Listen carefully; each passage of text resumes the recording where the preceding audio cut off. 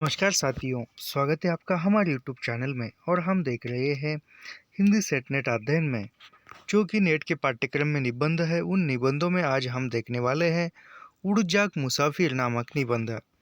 उड़ जाग मुसाफिर नामक निबंध जो है, यह निबंध 1912 में प्रकाशित होता है वीओ की राय द्वारा। और यह निबंध भी है उड़ जाग मुसाफिर, और निबंध संग्रह का नाम भी है उड़ जाग मुसाफिर। उसमें जो है, इसमें उड़ जाग मुसाफिर निबंध संग्रह में कुल 10 निबंध है। और उन 10 निबंधों में कौन कौन से वह 10 निबंध है, यह हम देखते हैं। इसमें वह 10 निबंध है। देखो, मेरी दिनचर्या कुछ आयाम, नमो वृक्षभ्य, उड़ जाग मुसाफिर, केना, ग्रीष्म बहार, ततः किम, और उसके बाद है तीन डंडिया, चोट से उबरा समय और सवाल। उसके बाद है चिंता भारत को उजाड़ते गाँवों की, और गाँव पर बनाम गाँव में। और उसके बाद अंतिम जो है सवाल जीने का। यह अंतिम इस निबंध संग्रह का निबंध है, सवाल जीने का। अब बढ़ते हैं हम निबंध की ओर, उड़ जाग मुसाफिर नामक निबंध की ओर हम बढ़ते हैं।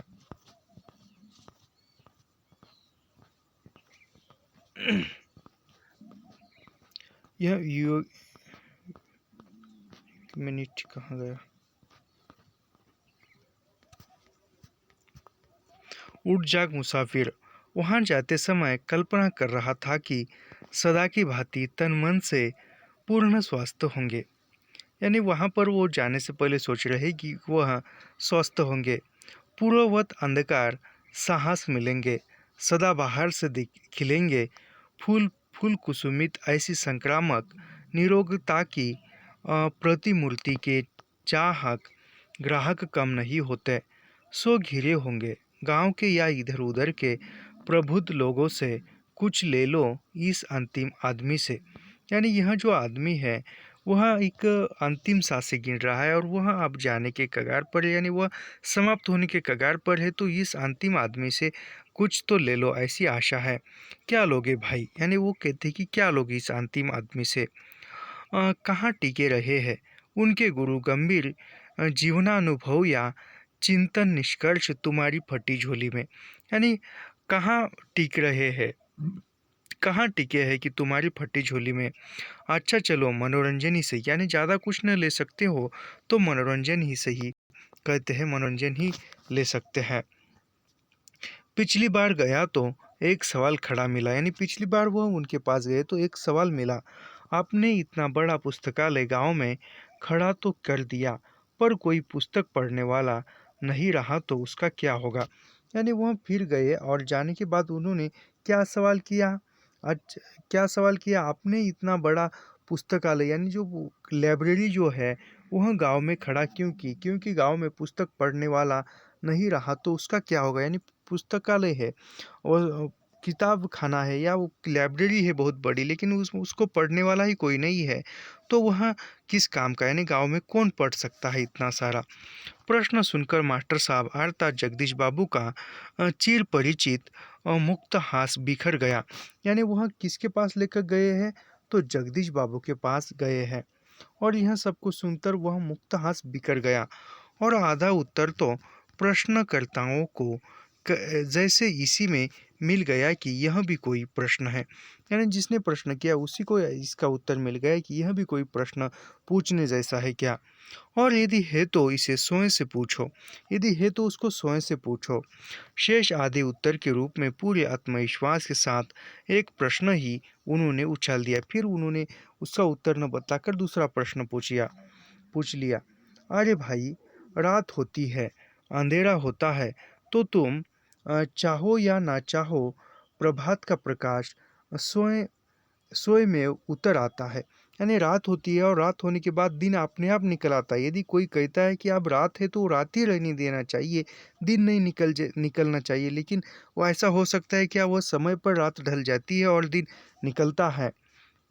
और फिर वही मुक्त मृद मंद हास्य, फिर वो इतना कहकर फिर वह हंस उठे। और तब ऐसा लगा था जैसा दिनकर की कविता, जैसे दिनकर की कविता की पंक्ति यहाँ पर है। पंक्तियाँ आकर खड़ी हो मास्टर साहब के पक्ष में गवाही दे रही है। यानी दिनकर की पंक्ति यहाँ पर कौन सी है? जवानी की आंखों में ज्वाला होती है, बुढ़ापे की आंखों में प्रकाश होता है, और यही कारण है कि, यानी दिनकर की पंक्ति कौन सी निबंध में है? तो उठ जाग मुसाफिर में दिनकर की पंक्ति है। और कौन सी पंक्ति है? जवानी की आंखों में ज्वाला होती है, बुढ़ापे की आंखों में प्रकाश होता है, और यही कारण है कि जवानी संचय होती है। और एक और भी यहाँ पर पंक्ति है, जवानी संचय होती है, बुढ़ापा दान होता है, जवानी सुंदर होती है, बुढ़ापा महान होता है। यह लेखक की पंक्ति है, यह किसी अन्य लेखक की नहीं, यह विवेकी राय द्वारा लिखित है। लो गाँव वालों, बहुत लगन के साथ जवानी में संचित किया है। यह विशाल पुस्तकालय आयु के 95वें पड़ाव पर तुम्हें सौंप रहा हूँ। यानी यह पुस्तकालय मैंने जो गाँव में खोला है, और यह मेरे अब जो यह 95वीं उम्र मेरी जारी है, और 95वीं उम्र के पड़ाव पर मैं यह तुम गाँव वालों को सौंप रहा हूँ, यानी गाँव के हवाले कर रहा हूँ। संभालो अपनी धाती, और तब वे क्या सचमुच महान नहीं हो जाते? यानी 95 वर्ष में उन्होंने पुस्तकालय गांव के हवाले किया। कि यह भी याद रखिए कि 95 यानी गांव वालों बहुत लगन के साथ जवानी में संचित किया, यानी जवानी में एकत्रित किया हुआ पुस्तकालय जो था, पुस्तक जो थी वह पुस्तकालय के रूप में आयु के 95वें पड़ाव पर, यानी 95 वर्ष के बाद तुम्हें मैं सौंप रहा हूँ। जो भी जवानी में पुस्तक का संचय किया था, संग्रह किया था, वह संग्रह अब मैं तुम्हें सौंप रहा हूँ 95वें वर्ष के पड़ाव पर। संभालो अपनी धाती, और तब वे क्या सचमुच महान नहीं हो जाते? लेकिन इस महानता की कल्पना को तब गहरा धक्का लगा जब उन्हें बेहाल हीन स्थिति में देखा। यानी इसका यानी यह सचमुच महान नहीं हो सकते क्या? इतना महान ही हो सकते, क्योंकि जो भी पुस्तकों का संचय किया हुआ है वह अंतिम तक पूरे गाँव वालों को सौंप रहे, वह एक महान ही व्यक्ति हो सकते हैं। और इस महानता की कल्पना को एक धक्का लगा। क्यों लगा? क्योंकि वह बेहाल हीन स्थिति में देखा उनको। जरा तुषार भिन्नता शरीर सरोजनी, पूरा श्लोक मुंह से गढ़ते गढ़ते रह गया। यानी वो श्लोक पढ़ रहे थे। कौन सा श्लोक पढ़ रहे थे? जरा तुषार भी हंतता शरीर सरोजनी, यह श्लोक पढ़ रहे थे। और यह श्लोक पढ़ते पढ़ते या बोलते बोलते वह मुंह में ही रह गया, पूरा भी नहीं हुआ। नहीं, अभी प्राण भ्रमर उसे छोड़ कहीं जाने वाला नहीं, मात्र निश्लेष्ट उतार पड़े सोए। यानी वह उनके शरीर से प्राण निकला नहीं है, वह ऐसे ही आंखें बंद करके पड़े हैं। चौकी पर बिस्तर नहीं, अधो वस्त्र के रूप में मात्र खादी का अंडरवियर है, और खादी का ही एक पुराना गमछा ओढ़े जैसे वस्त्र, दोनों साफ सुथरे नहीं। फिर एक धक्का लगा। खादी के चमाचम धवल धुले वस्त्रों के लिए वे एक प्रतिमान समझे जाते हैं। उत्तराभिमुख बैठक खाने के आगे लता पदरादि से घिरे पूरे प्रांगण को घेर कर जो एक अर्गनी है, वह बराबर आँखों पर चढ़ने वाले कपड़ों धुलने के बाद सूखने के लिए डाले गए हैं वस्त्रों, धोती कुर्ता, बंडी, चादर और गमछा आदि से सज्जित मिलती है। यह उनकी एक विशिष्ट पहचान रही। अंगत तुक उन्हें देखकर अनुमान कर लेता वे मौजूद है, जो मौजूद तो वे आज भी है, पर यह कैसी बीमारी, बेपहचान मौजूदगी। कोई व्यक्ति पास नहीं है तो क्या मान ले कि, यानी कोई व्यक्ति ऐसी बीमारी में कोई उसके पास नहीं है। बूढ़ों के साथ लोग कहाँ तक वफा करे। यानी यहाँ पर इस निबंध में यह एक पंक्ति आई है कि बूढ़ों के साथ लोग कहाँ तक वफा करे, लेकिन न आती मौत तो बूढ़े भी क्या करे। देखिए, यानी बूढ़ों के साथ लोग कहाँ तक वफा करे, यानी यदि बूढ़ा है या मरने के कगार पर है, लोग उसकी सेवा कर रहे हैं, और सेवा कहाँ तक करे, उसको मौत भी जल्दी नहीं आ रही है। बूढ़ों के साथ लोग कहाँ तक वफा करे, लेकिन न आती मौत तो बूढ़े भी क्या करे। यानी वो बिस्तर पर पड़े रहेंगे और क्या करेंगे। लेकिन स्थिति ऐसी नहीं थी। वहाँ न तो सेवा करने वालों का अभाव था और न ही मौत का इंतज़ार। लेकिन वहाँ पर सेवा करने वाले भी थे और न भी वो मौत का इंतज़ार कर रहे थे और न ही वो मौत का इंतज़ार न कर रहे थे। यानी वो अच्छे खासे थे। मात्र वे बीमार थे, मात्र वे बीमार थे। ज़्यादा परिवरेश करने की आवश्यकता भी नहीं थी। वह अभी मृत्यु के कगार पर है ऐसा भी नहीं लग रहा था, क्योंकि अच्छे खासे थे। लेकिन बीमार थे। कभी बीमार न पड़ने वाला आदमी बीमार था। यही कारण था कि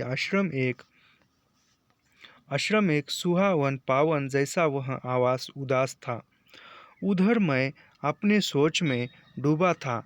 उधर कई लोग वहां पहुंचकर उन्हें जगाने लगे थे। यानी उधर लेखक सोच रहे थे और इधर कई लोग उन्हें जाकर जगा रहे थे। क्या कह के जगा रहे थे? बाबा, बाबा, यह देखिए, आपसे मिलने कौन आए हैं। यानी वो लोग उन्हें उन्हें जगा रहे हैं और कह रहे कि बाबा उठिए, आपसे मिलने कौन आए हैं। आंखें खोलकर मेरी ओर देखते उन्होंने कहा। यानी आंखें खोली और लेखक की ओर देखकर कहा, शरद चंद्र जी। यानी एक आश्चर्य से कहा कि शरद चंद्र जी, बैठ जाइए। अर्थात वे मुझे पहचान न सके। यानी वे उनको पहचान न सके लेखक को। शरद चंद्र उनके विद्यालय के प्राचार्य का नाम था। यानी शरद चंद्र किसका नाम था? तो शरद चंद्र जो थे वह विद्यालय के प्राचार्य का नाम था। शरद चंद्र प्रिंसिपल का। बहुत कड़वा सत्य था। भीतर बेचैनी होने लगी। सामने वे ही तो है, पर यह कौन बोल रहा है? कितना क्रूर, कठोर और दुर्मम है। समय के हाथों इस प्रकार झटक दिया जाना। उसके एक सोजक के कान के पास मुँह कर जोर से जब मेरा नाम बताया। यानी किसी का जो उसका नज़दीक का था, उसने उसके नज़दीक जाकर जोर से लेखक का नाम बताया। गए सोए सोए सुपरिचित खुले हुए ऊंचे स्वर में बोले, क्षमा बारंबार। फिर उन्होंने सुना और क्षमा बारंबार कहते रहे। क्षमा हजार बार क्षमा। बैठिए बैठिए। शरीर न ठीक हो जाता है तो पिछली बार की तरह बनारस चला जाएगा। यानी वो कहते हैं कि क्षमा बारंबार, पहचाना नहीं, बैठ जाइए, ऐसा वे कह रहे हैं। आप कहेंगे तो आगे इलाहाबाद या फिर दिल्ली तक चलेंगे। यानी वह कहते हैं कि आप जो शरीर जो है थक गया है, आप वहाँ आगे पिछली बार की तरह बनारस चला जाएगा। और आप कहे तो आगे इलाहाबाद फिर दिल्ली चलेंगे। अरे आपको चाय पिलाओ। यानी वो कहते हैं कि ये लेखक को चाय पिलाओ। भाई भोजन का भी वक्त है। फिर न हो तो आज पुस्तकालय के लिए एक बैठक भी कर लेंगे। यानी फिर कभी वक्त मिले या न मिले, आज पुस्तकालय के लिए एक बैठक या एक मीटिंग कर लेंगे। बोलते बोलते एकदम चुप हो गए। यानी ऐसा बोलते बोलते वह एकदम चुप हो गए। लगा कि बोलने की कठिनाई हो रही है। खुले हुए ऊंचे ऊंचे निरोग निरोग जैसे स्वर की कटक तो वही थी, पर उनका आत्मविश्वास से पूर्ण पहले जैसा स्वाभाविक ताप नहीं था और ठंडापन छिप नहीं रहा था। सामने वाला चकितकारी सत्य बहुत आहत कर रहा था। 1 साल के भीतर ही यह क्या हुआ? क्या सचमुच बुढ़ापा अचानक धमक कर चकित कर देता है? अरे, यह क्या हुआ? राष्ट्रीय स्तर के एक विद्या मंदिर के इस तेजस्वी शिक्षक गांधीवादी चिंतन और जीवन शैली में आजीवन रसे बसे सदाबहार स्वास्थ्य के लिए प्रसिद्ध ग्राम मनीषी तथा सुरुचिपूर्ण सुरेश में सदा साहस मिलने वाले इस समाजसेवी को ऐसे बेहाल कैसे देख रहा हूँ। यानी लेखक सोच रहे कि जो समाज सेवी है, एक आदर्श गांधीवादी चिंतक शिक्षक है, आजीवन रसे रमे सदाबहार यानी स्वस्थ दिखने वाला प्रसिद्ध ग्राम मनीषी है, और इसको मैं आज कैसे इस बीमार अवस्था में देख रहा हूँ, बेहाल अवस्था में देख रहा हूँ। लेकिन बेहाल कैसे? फिर लेखक सोचते कि यह बेहाल कैसे? संभवतः यह नियति और जीवी विषा का संघर्ष है। यानी वो बेहाल कैसे कहा जाए तो वह संभवतः यह नियति का या प्रकृति का जीवी विषा का संघर्ष है। अभी यात्राएं करनी है, पुस्तकालय के भविष्य को संवरना है। इस बुद्धिजीवी के भीतर कोई कविंद्र दीपित दिख रहा है। मरिते चाहिना आम्ही सुंदर भूने मानवेर माझे आम्ही बाचीकरे चाही पर विश्व जगतेर माझ खेन दांडाइया बाजाईबी सौंदर्य बासी। मकान जर्जर होने से क्या, मकान मालिक जवान है। यानी यह जो है यह परीक्षा में पूछा गया है। मकान जर्जर होने से क्या, मकान मालिक जवान, यानी यह जो है परीक्षा में पूछा गया पंक्ति है। मकान जर्जर होने से क्या, मकान मालिक जवान है, वह इस सुंदर संसार को और सुंदर बनाने के लिए जिएगा। ये यहाँ से पूछा गया था, ये परीक्षा में पूछा गया था। मकान जर्जर होने से क्या, मकान मालिक जवान है, वह इस सुंदर संसार को और सुंदर बनाने के लिए जिएगा। ये पूछी गई पंक्ति है उठ जाग मुसाफिर निबंध से। यहाँ खड़े होकर बंशी बजाएगा, हाय रोग हाय दया करे, उसकी बलाए नहीं, वह रोएगा धोएगा नहीं, बड़ा रहेगा, यानी वह रोएगा धोएगा नहीं, ऐसे ही पड़ा रहेगा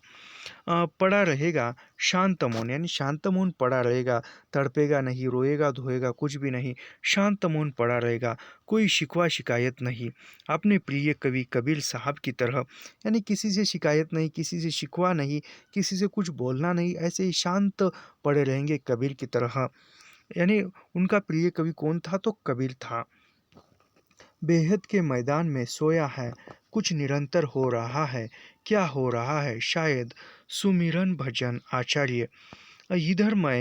इधर मैं उनके एक सोजन से उनकी अप्रत्याशित अवस्था के विषय में जानकारी ले रहा था और उधर अपनी मौज में, यानी इधर लेखक जो है उनकी स्वास्थ्य की जानकारी उनके प्रियजन के, उसके नज़दीक के व्यक्ति से ले रहे थे और इधर ये पड़े पड़े शांत एक मौज मस्ती में पड़े थे, जैसे मुझे सुन रहे हैं, यानी जैसे उन लेखक की बातें सुन रहे हो। उसी अमंद शोर में अर्धमुंदी आँखों में बोलते जा रहे हैं, राम नाम लड्डू गोपाल, नाम घीव हरि का नाम मिश्री और घोर घोर पीऊ। यानी वह हरि का नाम ले रहे थे, भगवान का नाम ले रहे थे, और क्या नाम ले रहे थे, राम नाम लड्डू गोपाल नाम घीव हरि का नाम मिश्री और घोर घोर पीऊ, यह वह नाम ले रहे थे। आगे बोलते हैं, झूठे सुख को सुख कहत मानत है, मन मोद जगत जबेना काल। यानी झूठे सुख को सुख कहत मानत है, मोद जगत चबेला काल को चहकर अंतकाल तुम सुमिरन गति, और फिर चहकर कुछ मौज में, यानी फिर मौज में कहते हैं, माता बिन आदर कौन करे, माता बिन आदर कौन करे, बरखा बिन सागर कौन भरे, राम बिना दुख कौन हरे। यह भी उठ जाग मुसाफिर में की पंक्ति है, पूछे जाने योग्य है।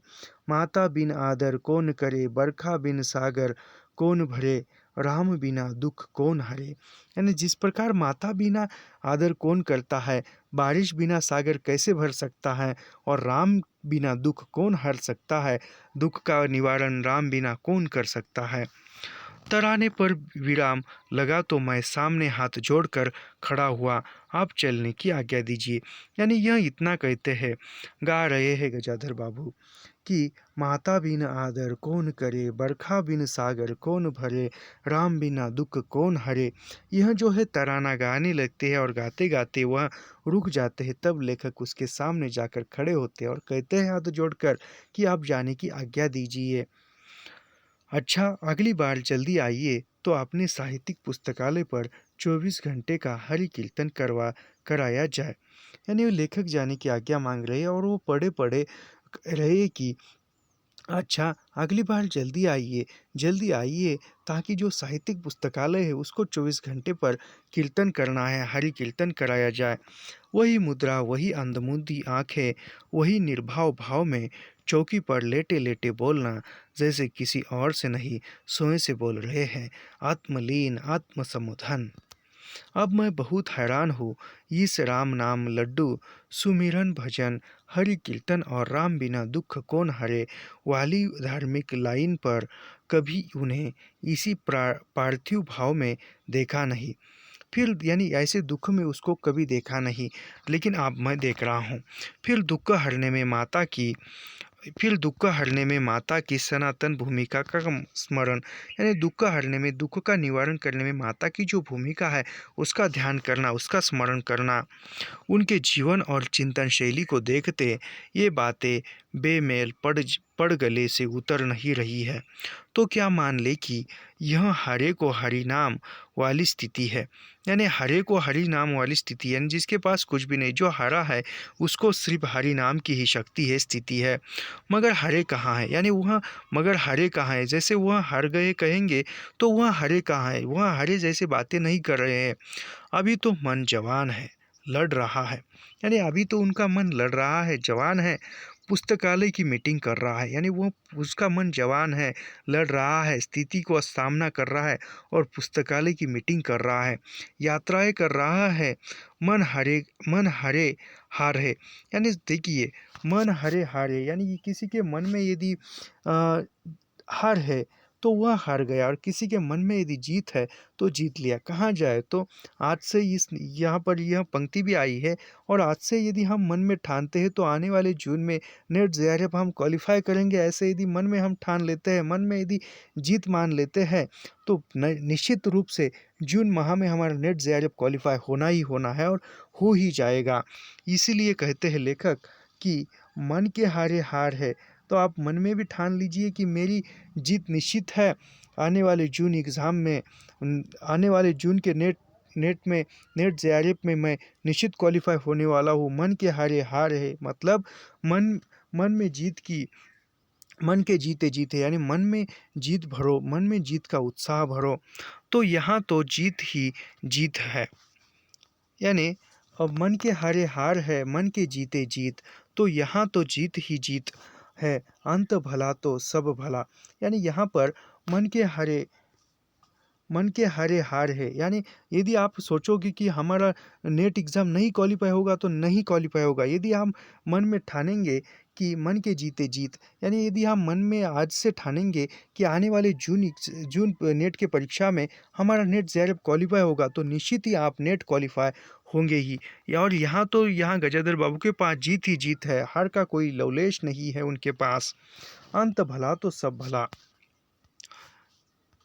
यात्रा के इस पड़ाव की यह श्रेष्ठतम स्थिति है कि आदि व्याधि सहित मौत को पछाड़कर आदमी अपनी मौज में दहाड़ता रहे, यानी अंत भला तो सब भला। यात्रा के इस पड़ाव पर, यानी अंतिम पड़ाव पर है यात्रा के, और श्रेष्ठतम स्थिति है कि आदि व्याधि रही सहित, यानी व्याधियाँ है शरीर पर, फिर भी वह आदमी मौज में जी रहा है, दहाड़ रहा है।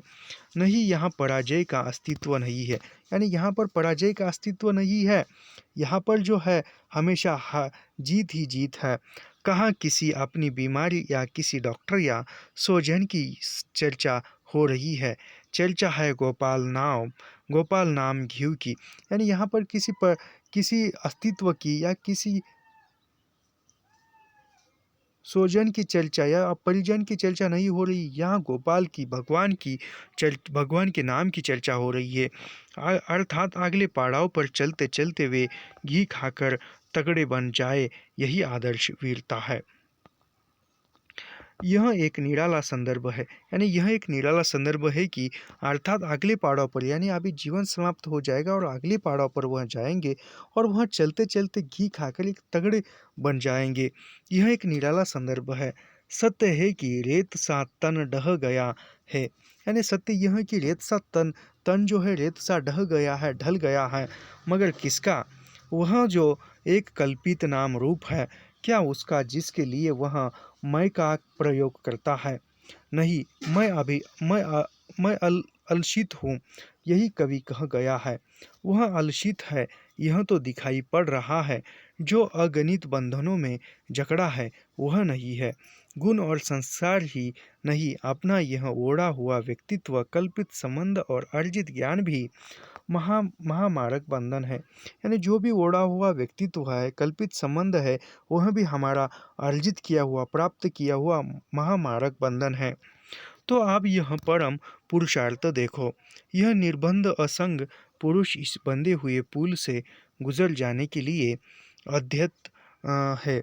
यही कारण है कि जीवन भर गांधी, अरविंद, राधा कृष्णन और कबीर आदि से लेकर दिनकर पंत प्रसाद, प्रेमचंद और हजारी प्रसाद आदि को पढ़ने वाले आप स्वयं को पढ़ रहा है। यानी वह उन्होंने इस निबंध में किन किन लेखकों के नाम आए हैं याद रखिए। दिनकर का नाम आया है, पंत का आया है, प्रसाद, प्रेमचंद, हजारी प्रसाद का नाम आया है। इन सभी को जो गजाधर बाबू पढ़ने वाले थे और पढ़ रहे थे जीवन भर, और अंतिमतः खुद को पढ़ रहे हैं। यहाँ पर और एक पंक्ति है, अ, अपना दीप अपने आप, अपना दीप अपने आप, अपना जिया अपना वेद, अपने अनुभवों की राशि विपुल पुराण। यानी यहाँ पर यह एक पंक्ति है इस निबंध में, याद रखिए। अपना दीप अपने आप, अपना जिया अपना वेद, अपने अनुभव की राशि विपुल पुराण। यह भी महत्वपूर्ण पंक्ति है इस निबंध की। अगला है, तो क्या माता बिन आदर कौन करे, उसी का एक महत्वपूर्ण पाठ है। यानी माता बिन आदर कौन करे, यह भी इसका ही एक महत्वपूर्ण पाठ है। अवश्य बहुत ही महत्वपूर्ण पाठ है। जीवन यात्रा से थका प्रत्येक यात्री विश्राम चाहता है। यानी जीवन का सफर करते करते थका हुआ यात्री जो है, अंतिमतः है वह विश्राम चाहता है। उसे माता की परम पावन गोद का आश्रय चाहिए। यानी जीवन का सफर करके थका हुआ आदमी को माता की गोद का आश्रय चाहिए, और उस गोद में वह शांत मौन चाहता है। उसके आदर में निर्द्वंद्व विश्राम है, और वह निर्विघ्न आश्रय है। उसके आदर में ही विश्राम की और आश्रय की स्थिति है। इसलिए जीवन की बीहड़ बेला में उसे स्मरण करता है। क्रूर कठिन संसार द्वारा झटक दिए जाने पर जब धुंध में किसी अवांछित हाशिए पर पहुंच गए तो और किसे याद करे। उस आदर का स्मरण मात्र एक दुखहर सहलाव है, सांत्वना का बल है, एक रोमांच है, आवोभाव है और हर्षित विराम है। किसी कवि की पंक्तियाँ उमड़ रही है। फिर यहाँ पर किसी कवि की पंक्तियाँ है। वह पंक्तियाँ कौन सी है? माँ चंदन की गंध है, माँ रेशम का तार, बंधा हुआ जिस तार में सारा ही घर द्वार, यहाँ वहाँ सारा जहाँ नापे अपने पाँव, माँ के आंचल सी नहीं और कहीं भी छाँव। देखिए कितनी इम्पोर्टेंट और महत्वपूर्ण पंक्ति है। यह किस कवि की पंक्ति है यह निबंधकार ने बताया नहीं है। उसने कहा है कि किसी कवि की पंक्ति वह गजाधर बाबू गा रहे हैं। माँ चंदन की गंध, माँ रेशम का तार, बंधा हुआ जिस तार में सारा संसार। यानी माँ जो है चंदन की गंध है, और उस माँ के इर्द गिर्द सारा संसार बुना है। सारा संसार की तार जो है घड़ी है, और सारा घर द्वार उसी के आसपास है। यहाँ वहाँ सारा जहाँ नापे अपने पाँव, माँ के आंचल सी नहीं और कहीं भी छाँव। यानी सारे विश्व में घूमो, सारे जग में घूमो, माँ के आंचल की तरह आपको कहीं और छाँव नहीं मिलेगी, विश्राम नहीं मिलेगा। थके यात्री को आप ठहराव चाहिए, विश्राम चाहिए, माँ के आंचल की छाँव चाहिए। माता बिना आदर कौन करे। यानी जीवन का सफ़र करके थका है यात्री, और उस यात्री को आप विश्राम चाहिए, माँ के आंचल की छाँव चाहिए। अब उसका माता बिना आदर कौन करे। यानी जो थका है उसको माता के आंचल के सिवा और कहाँ विश्राम मिल सकता है। कौन उसका आदर सम्मान कौन कर सकता है। कुल मिलाकर यह निज घर वापस लौटने की लालसा है। पर घर की आपाधापी से, श्रम से छुट्टी मिले, दायित्व से छुट्टी मिले, सर्व ही आत्मग्रह है राजा, स्वस्थ रहे तो सानंद रहे। जो देखा सो सुना और जो सोचा समझा, और कुल मिलाकर जो जिया वह सब मोह मूल परमार्थ नहीं। और मोह सकल व्याधीन कर मूला। इन्हीं सारी व्याधियों से ग्रस्त दुखिया सब संसार है। उलड़ बासिया में जीती है। लोगों ने कहा मास्टर साहब बीमार है। बीमार अर्थात रोगग्रस्त, अस्वस्थ। यानी लोगों ने क्या कहा? मास्टर साहब बीमार है। बीमार अर्थात रोगग्रस्त है, रोग से ग्रसित शरीर है, अस्वस्थ है। अभी कुछ माह पूर्व तक आँख कान दिल दिमाग, चलना फिरना, हंसना बोलना, खाना पीना और व्यावहारिक जीवन जीना दुरुस्त था। तो समझ लिया तंदुरुस्त है। यानी कुछ माह पहले, कुछ दिन पहले उनका खाना पीना, बोलना चालना, देखना सब कुछ ठीक ठाक था, तो ऐसा लगा कि वह तंदुरुस्त है, अच्छे खासे है, अ, संतुलित है।